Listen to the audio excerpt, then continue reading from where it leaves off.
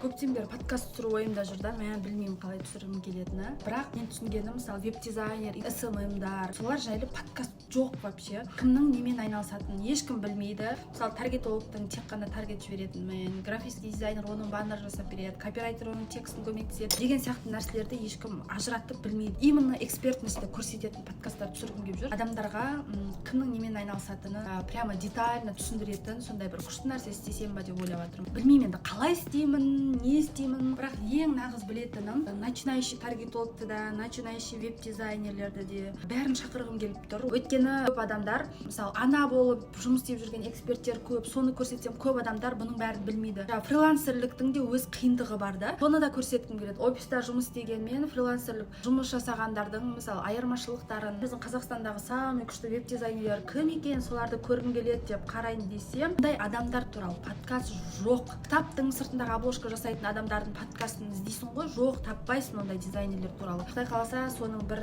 жолын пока салып жатырмын. Даже атын ойлап табуға тырысып жатырмыз. Көріп жатсаңыздар менің подкастымды, мені қолдап, лайк басып, комментарий жазып, жұрттарға поделиться етіп, қолдау көрсетіңіздер.